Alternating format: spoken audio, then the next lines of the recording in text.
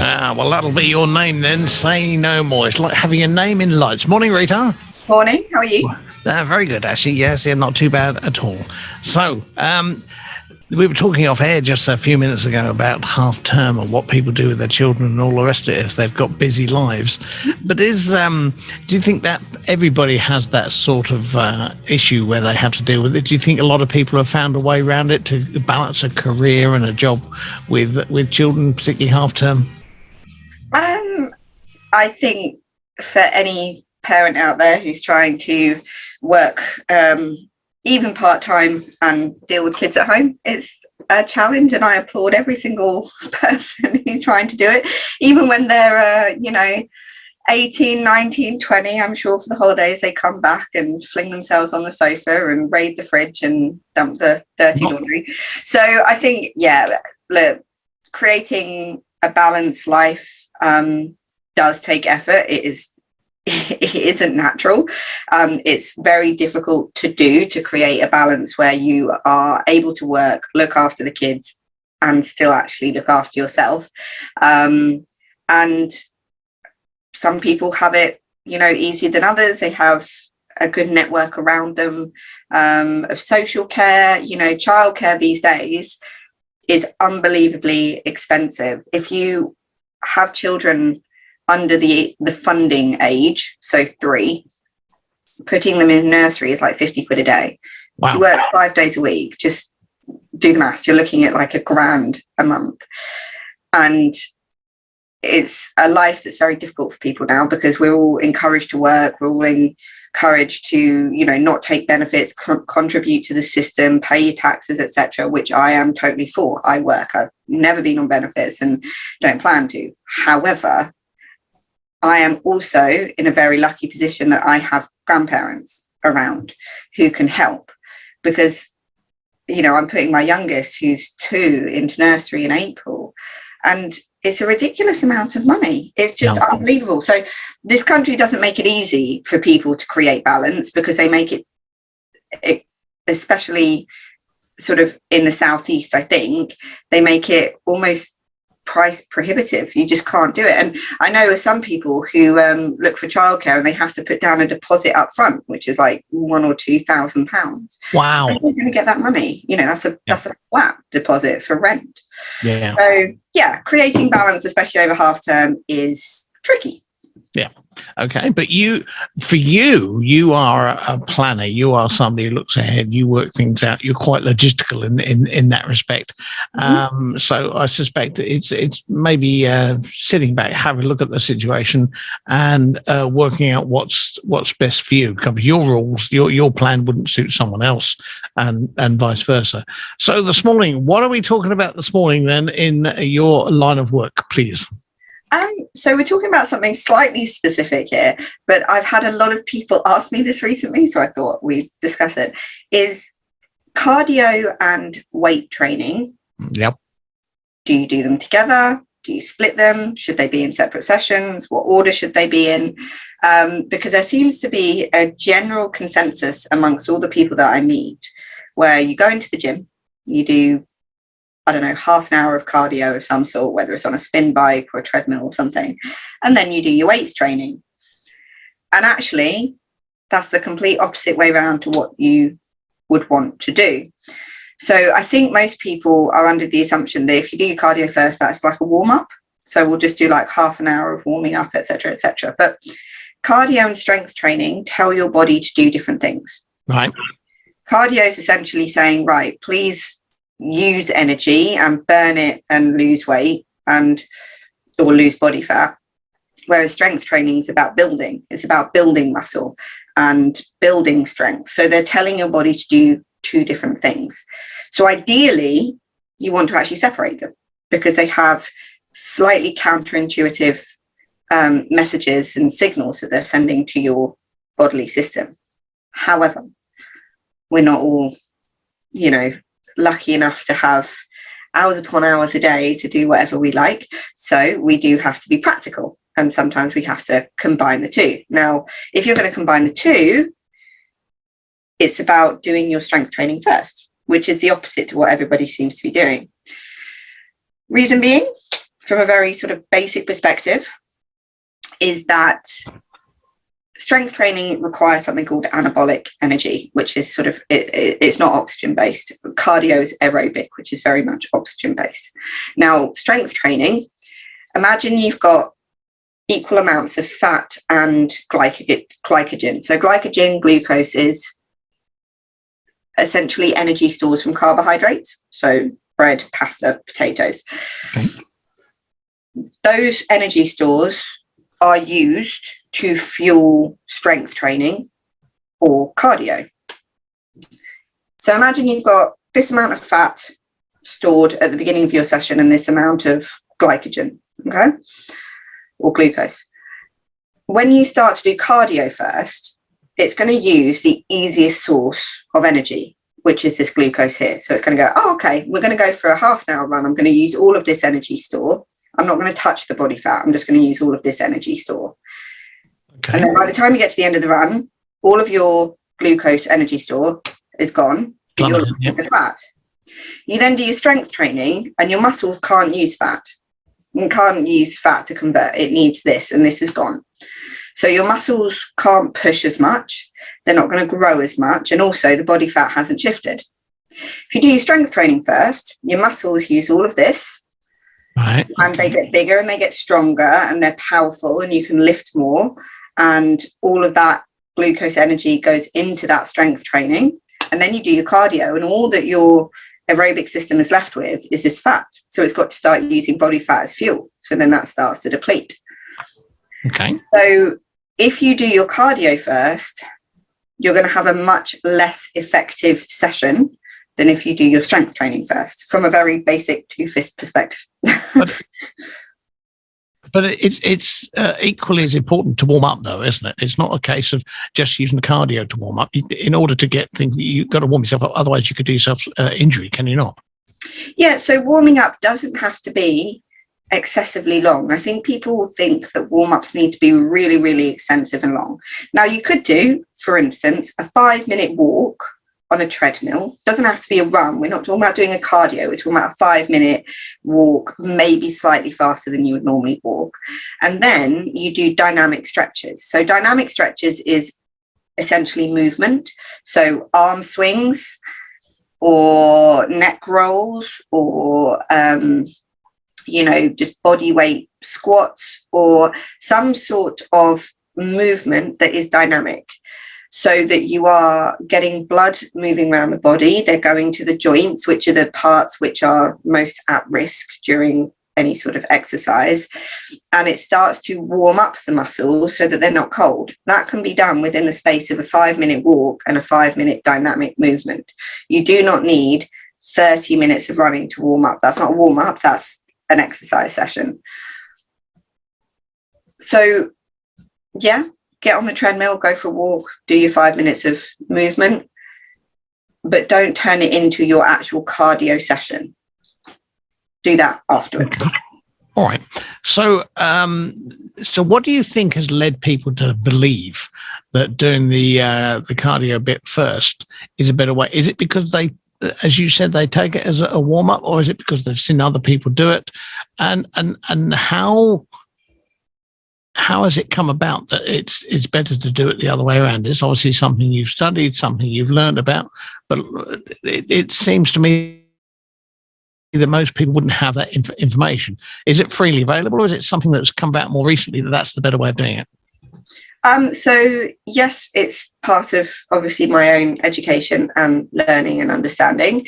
Yes, it's information that is freely available if you felt like Googling it, but what I say normal person, I am normal, but what person, if it's not their job, vaguely normal, if it's not your job, why would you sit there and Google it? Like, honestly, there are things in, I don't know, bioengineering. I'm not going to sit here and Google it. However, if there are people who have the information to share, then I would love to know.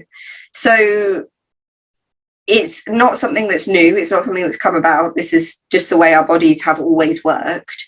I think the reason that people do it the other way around is essentially a force of habit. So we tend to want to be homogenous in the sense that we want to fit in, and if everybody else is doing it, we'll do that too. 2 is just habit. Once we start doing something, unless somebody comes along and goes, knock, knock, knock, I'm going to question what you're doing, we just keep going as we are. Yeah. And 3, I think that weight training, for a lot of people who are new to the gym, and rightly so, can be quite intimidating, because getting on a treadmill, pressing start and jogging doesn't require a lot of skill or knowledge. It just requires pressing a button and going. Yeah. The weight training room can look quite scary and can look like it needs a lot of effort and understanding and Guidance, yeah. And I think people go to like a treadmill, for instance, and almost use it as a way to build themselves into that second bit, because it's somewhere that they can start to feel and get their confidence, and then they move on to something that's a little bit more scary. And I get it, I would have been the same person years ago that would have done the same thing, and that's fine at the beginning. But if you really do want to start seeing proper results, and no one goes to the gym because, well, no, that's a lie. There must be a percentage of people who love going to the gym. Mm-hmm. I enjoy the feeling I get from it. I don't lift weights and go, oh, this is amazing. I lift weights and go, please make it end. But at the end of it, I like the feeling and I like the results. But if you're going to the gym and you're doing it for a goal and for a result, why not make the most out of that? Yeah, everything in your power to make that 1 hour or that 45 minutes really count, so that you don't have to do more than you absolutely have to, really. So it's not that what I'm saying is you have to do it the way I'm saying, but if you really want to make the most of that hour that you're there, think about switching out. Okay. All right. Well, let's play some music. Blinding Lights. Just nothing to do with topic matter. I just really like the song. Oh, well. Let's play it then. Back with Rita in a few minutes after we play Blinding Lights. The weekend and Blinding Lights. It's always good to have some blinding lights in the morning. Well, even if it is the sunshine. All right, we're back with Rita this morning, and she talked about cardio and lifting weights and all the advice that goes with it. So how long was it before you changed the way you did things? And was it information that you had read about, or did you suddenly decide, well, hang on, there's a better way of doing this? I mean, I didn't start changing things until I started learning. So, when I first started using a gym, it was all highly confusing. I didn't know what I was doing. I didn't know where I was supposed to be going. And I couldn't really find any particular person who could give me both the information I needed about training in the gym, as well as about food, as well as about lifestyle. And as a holistic approach, there wasn't really anyone that seemed to be giving me the answers. So I just went and started studying it myself. And that's when I started doing my, level 4 nutrition coaching and personal training and various different things that I started to learn. And it was only at that point where I really started to know what I should be doing. So if I hadn't gone and done the education myself, would I be doing it any differently? Probably not. I'd be doing it in exactly the same way. But as a benefit of that, you are now in a position whereby not only on here, on Facebook, on Zoom and via the radio, are you imparting that advice, but there's much more that you can give as an individual when you do your one-to-one sessions. Mm-hmm. Sorry. So how do you find it with people? Do people able to absorb the information you impart, or do people vary where they need more explanation, or do you suddenly get those messages or those moments where people go, and the light comes on and it all drops into place? Do you feel satisfied and pleased with yourself that you've able to made people understand better? It's not that I feel pleased with myself. I feel exceptionally excited for them when they have a light bulb moment. Everyone's got a different starting point. If you've got £100 to lose, am I going to sit there and say, right, make sure you go and do your weights first before you? No, I'm just going to say, let's just move. if there's £100 to lose, let's just do something that is better than last week. Because if we're sitting on a sofa all week, or we're working from home, so we're just sitting at a desk all week, not moving, then just getting up and doing some sort of movement for 15 minutes is better, regardless of what it is or what order. If you have £2 to lose and you really want to focus on body conditioning and changing your shape and building that tone and that muscle mass, then yes, we're going to look far more technical at how you're going to do that. So everyone's got a different starting point, and somebody who hasn't exercised in 5 decades or 3 decades is not going to then respond well to a lot of complicated programming. It's just about doing something. Someone who goes to gym on a regular basis would then work well with a greater technical understanding. So it's about understanding who you're talking to and making it relevant to them. Okay, so do you think it's possible, and the way that you teach and impart information, you seem to base it on a one-to-one individual. You assess your client, so to speak, and then you tailor it to suit them. Do you think that should apply more in schools and stuff as well? Not for training, but for in order for people to learn, children to learn. Is it possible that may have escaped the education system a little bit, or do you think they might not have the time? Just going off subject just for a moment. Okay, so do you mean in terms of their health and fitness, like PE and things like that? Yeah, that, and also general education, for the fact that you've explained that by getting to know the person you're talking to, and by able to give them information in a way that they understand, is much better for them. And also reduces the amount of time you have to keep on and on, because if it's bouncing off them and not going anywhere, then it's no use. But yes, in schools, particularly with health education. So if given the resources, time and money to really give a child the one-to-one education that they need, I think any teacher would jump at the chance to do that. Every child is the same as every adult. They learn in different ways. Some children are very visual. Some children are very verbal. Some children, it's about tangible. It's about making and building. In PE, some children are going to be the front of the class wanting to get involved. Some of them are going to be more shy. Each child has an individual personality pardon me, who they've probably picked up from parents, because most children before the age of sort of 10 are pretty much learning from their home environment. And yes, it would be fantastic to tailor education to each child, but the funding that schools are given, the number of teachers in order to create that one-to-one, you would need essentially one teacher to maybe 4 or 5 children. You're looking at classes with 30 kids in. That teacher does not have the resources to tailor it one-to-one, unfortunately. If we ploughed huge amounts more money into the education system, maybe we'd be able to do that. But it's not even just about teachers, it's about building structure. You look at the schools around here, you look at the secondary school, where is their ability to grow?